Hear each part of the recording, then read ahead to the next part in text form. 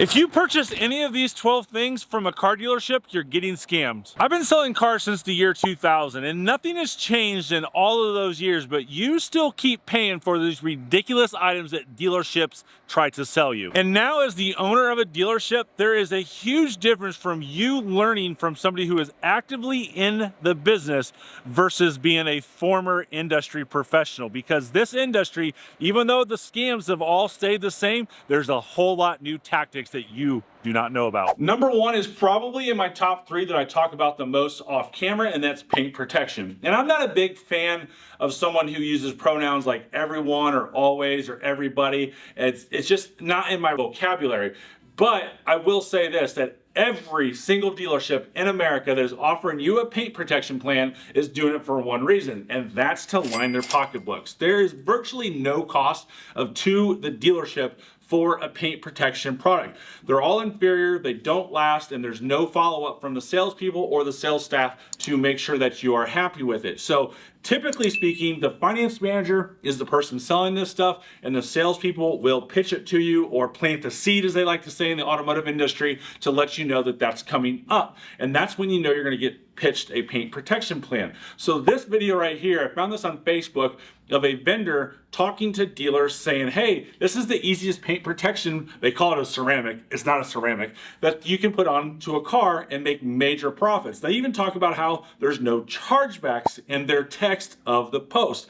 And I can tell you right now, that if you are paying $700 for somebody in the service department or their detail department to put a product in a foam cannon and then spray it off with a garden hose, you know you're getting scammed. If you're looking for paint protection, the only way to do it is to use a third-party company outside of the dealership and to use ceramic coating. Nothing else out there works. If you can buy it on the open market, on Amazon, on a website, on a Facebook ad, it's pretty much junk out there. And if you are in the southern Indiana area or Louisville, Kentucky, I personally use 5 Diamond Detailing, who's a big sponsor of this channel, and they're right here in Georgetown, Indiana, where I'm from, and they do a phenomenal job. And so if you want ceramic coating in your car, use something from a professional that's available, not at a dealership. Number 2 is delivery and destination charges. Now, every single new car has a destination charge on it, and you have to pay that. When you're negotiating the new car, you negotiate the total vehicle price or the MSRP, whatever the manufacturer wants to call it.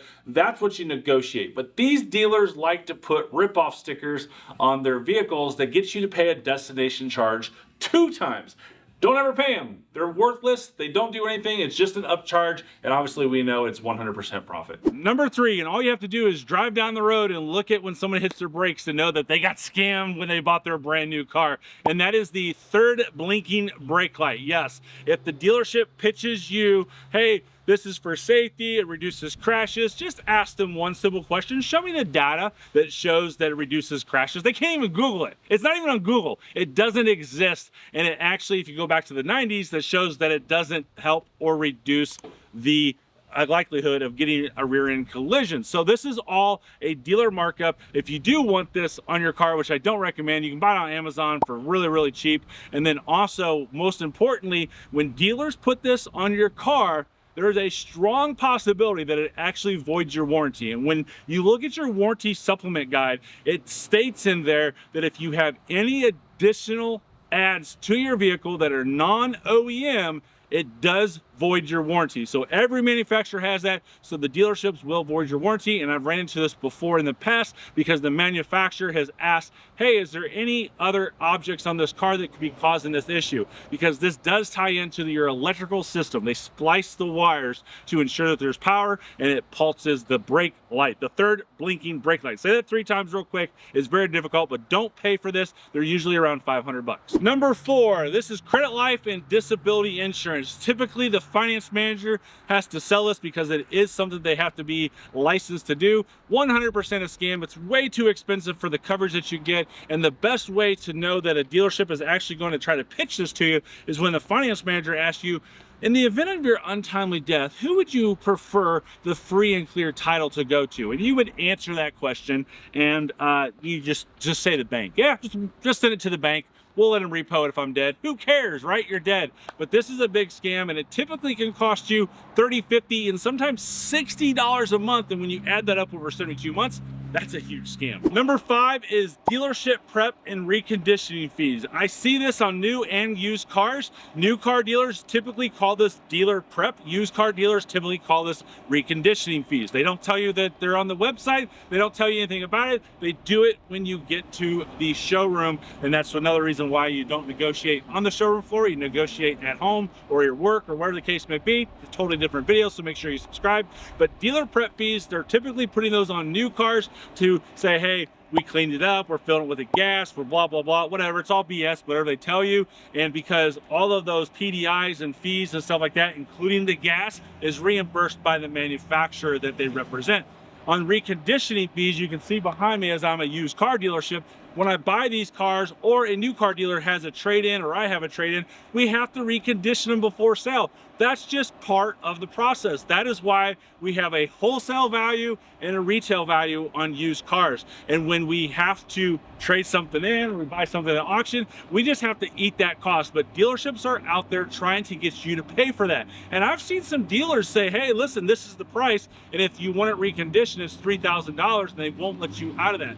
Don't pay for reconditioning fees, and if a dealership refuses to change the oil, clean the car prior to you seeing it or taking delivery of it, don't do business with them, because there's probably some hidden underlying issues, especially in the used car market. Number 6 is where dealerships really try to get your emotion way up and get the fear insight going on, and that is GPS systems. Dealerships love to sell these GPS systems to you because, again, they're nothing but pure profit. They get them for pennies on the dollars, and they sell them for big ticket items, especially like LoJack, that only sells at car dealerships, only sells at car dealerships. If LoJack was so professional and so big, why aren't they selling it direct to the consumers? Because they know nobody's gonna buy it, and they can count on the dealerships to try to sell it to you for big profits. So don't do it. All of our brand new cars nowadays come with a telematics system. So if you do want something like this, you can pay the manufacturer's third-party company to activate that telematics system, and you can track it right on your phone. I just bought a brand new Audi, and Audi and German cars are just so crazy that I don't even have a remote start on my key fob, but I at least have an app where I can remote start my car and also track it in the event that it's stolen. If you want to go an additional security level, you can buy GPS systems on Amazon that are super cheap. You can hide them. They're not going to notify anybody that's on the car that there's something like that, and you can track it and let the police know as well. Number 7 has to kind of go right along with number 6, and that's theft protection. Dealerships will also try to sell you protection packages and results of theft, and they'll go out there and like, hey, your car ever does get stolen, it pays you $2,500, it pays you $5,000. Well, tell them to give you 4 references of customers who've ever made that claim. They can't. There's 0. They'll tell you that there's a story from 20 years ago, but it's exactly that. It's a story. It can't be validified. And that's not their customer. They heard it from someone else. These theft protection packages are typically called VIN etching, which you can get if you want your VIN etched or a identifier mark on your car etched onto the glass. You can buy it for pennies on the dollar at Amazon. But they also have data dots, which is trash. And they also have what I just recently did a video on, was catalytic converter theft etching. That's another new fear. You don't need it. Number 1, police officers don't have any type of equipment to show that this car belongs to you. They're not going to do it. Police officers, I know you follow me. I have a thin blue line flag right up there for a reason. I have police officers in my family. They don't look for stuff like this. Thieves don't care about anything like this. That's usually $200, $300, $400, $500, and it's just, again, a pure profit center for the dealership, but you fall for it every time, so just say no. Truck owners, this one's for you specifically, because number 8 has to do with what probably is the most accessorized vehicle in the market, and that's trucks. Now, these steps are pretty nice, and I gotta say the OEMs do make really good steps, but these steps sometimes are $800, $900, and $1,000.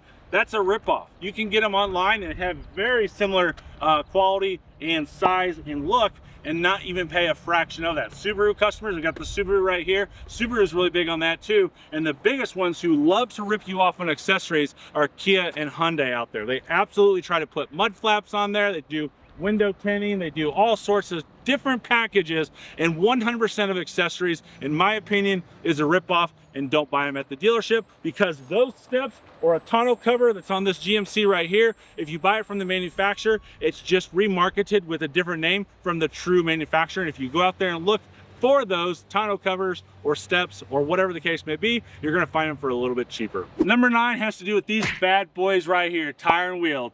finance managers will try to sell you this stuff for anywhere from $700 up to $1,500, a lot of times less than $1,000. But it basically states if you get a flat tire caused by a road hazard, or you crack your rim or take a chunk out of your rim, that they'll cover this for you. When you read that contract, it states exactly what I just said, road hazard, and you don't think that way through, right? It's completely understandable. But when you read that road hazard, if you curb a wheel, it's not gonna fix to curb that wheel. If you take a chunk out of your sidewall, it's not gonna fix that right there. It literally means if you run something over on the road. And that doesn't happen a ton. It certainly can, and it's very plausible that happens. But for $800, $1,000, $1,500 and sometimes more, how many $250 tires do you have to flatten in order to get your money back on that? I'm telling you, it's absolutely worthless. Don't do it. It typically only costs them $250 to $350 for them to purchase that contract, and they give you a big upsell for profit in their pocket. Number 10 is what gets me fired up the most that happens in this automotive industry, and that's the additional dealer markups. That's the ADMs,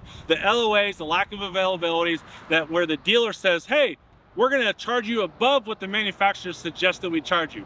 Camaro and Corvette are probably some of the biggest ones out there in my world, since I've been a huge Chevy enthusiast. That happens because we're done with Camaros. This is the last year, and the lack of availability on the Corvettes has always been there as well since the C8 came out. Dealers upcharge you and you lose that money 100%. And we see anywhere from $10, $15, $50,000 and up, and we've seen those crazy ones for $100,000 plus. Every penny that you spend on an additional dealer markup is money that you burn. Literally, it's not worth it. Don't do it, because time will be your friend, that you can get into something like this for much cheaper than paying a dealer all that profit. Number 11 has to do with this little guy right here, a dent in your car. Dealerships love to point out how you want to keep your brand new car looking flawless. And we all know that down the road, especially after about 60, 90 days, we kind of just tend to let our cars go and not care about what they look like as much as we did the day we purchased it. Dealerships know this, and they will try to sell you what's called a dent ding package. And for $500 or maybe a little bit more, they'll sell you this and say, hey, if you ever get a dent or a ding, we'll just bring it in and we'll get it taken care of. It's not that easy, folks. Read the back of the contract. Ask the finance manager who sells this to you to read the contract. You have a process to go through in order to get this reimbursed. And in some cases, you have to pay to get it done, and then that warranty manufacturer reimburses you. So that's not very good either. And a good side tip to understand how, if you do want these out, like I would get them out, ask your salesperson, hey, who does your dents and dings? Who does your paintless dent repair around here? And they're gonna give you their name and number, and you can call them up and name drop your dealership, and they're like, oh yeah, we do a lot of work for them, and you probably can get this done for $40 to $60. Very simple to do. Number 12 has to do with these guys right here. Dealerships love to tell you how expensive these keys are. Once you ask them to give you a second key on a used car, they probably ain't gonna do it, which is a little bit different. Here at Mike's Car Store, we always give our customers second keys if we can obtain them. Keys nowadays are way overpriced. They're crazy price, $150, $200, $250. If you go German like Audi, Mercedes, $450. Absolutely crazy. And the dealerships know this, and they love to use this as a tool to get you to buy these worthless programs. They're usually somewhere in the $500 to $1,000 range, generally speaking on that lower range, because they know that they want you to use this or have an idea that you can use this and it's going to save you money. Well, first of all, they limit how much the replacement cost is that they'll pay out. Read the contract on that. And secondly, you just got to go backwards in your time. How many times have you lost a key of your car? Or if it matters, if you did lose that key for your car, if it costs so much. So be careful on these. It's up to you if you buy them. Me personally, I don't think you should, because if you go to ChevyDudeKeys.com, you can actually get keys real cheap and have them programmed at home, and you don't even have to go to the dealership. That costs you hours and hours on end to get this done. Another tip is, if you do want to get a key from the dealership, walk to the parts department and ask them to put it on a wholesale cash ticket. They'll save you a little bit of money, and then you walk over to the service department and have them program the key. You do it in two separate steps, because the parts department sells it to the service department sells it to you, so you're actively acting as a middleman for them out there. So don't do it in one transaction with the service department, do it separately. Buying a car doesn't have to suck, and now that you know the 12 fees to never pay a car dealership, you need to know how to negotiate those fees out, because dealerships are very good at making sure you will pay these erroneous fees. So make sure you subscribe for more.